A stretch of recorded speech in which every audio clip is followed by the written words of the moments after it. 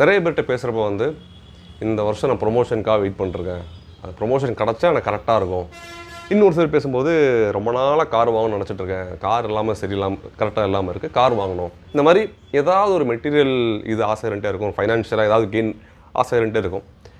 But என்னன்னா வந்து அந்த விஷயம் நடக்கிறப்போ வந்து அந்த ஹாப்பினஸோ எக்ஸைட்மெண்ட்டோ அந்த பாயிண்ட் ஆஃப் டைமில் தான் அது அதிகமாக இருக்கும்.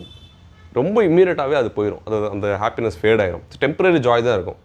திரும்ப வந்து நமக்கு ஒரு பேஸ் லைன் மனநிலை இருக்குன்னு சொல்கிறாங்க, அந்த இடத்துக்கு நம்ம போயிடுவோம். ஸோ எந்த விஷயம் நடந்தாலும் வந்து அது நல்லதோ கெட்டதோ திரும்ப நம்ம பேஸ் லைனுக்கே போயிடும். அது வந்து நிலையானது கிடையாது அப்படின்னு சொல்கிறாங்க. ஸோ எது நிலையானதுன்னா நம்ம மனநிலை வந்து நமக்கு இருக்கிறத வச்சு, ஸோ நம்மகிட்ட என்ன இருக்குது அதை வச்சு நம்ம கிரேட்ஃபுல்லாக இருக்கிறோம்னா அது நிலையானதாக இருக்கும். இன்னொன்று வந்து மெட்டீரியல் பொசிஷன்ஸுக்கு மேலே வந்து மெமரிஸ் க்ரியேட் பண்ணுறது, ட்ராவல் எக்ஸ்பீரியன்ஸ், இதெல்லாம் வந்து நம்ம திரும்பி பார்க்குறப்ப வந்து அது நமக்கு ஒரு ஹாப்பினஸ் க்ரியேட் பண்ணும். ஸோ அந்த மாதிரி விஷயத்தை சேஸ் பண்ணலாம். மெட்டீரியல் பொசிஷன் வந்து எப்போவுமே நமக்கு ஒரு லாங் லாஸ்டிங் ஹாப்பினஸ் வந்து இருக்காது. இதுதான் வந்து ஹெடானிக் அடாப்டேஷன் அப்படின்னு சொல்கிறாங்க.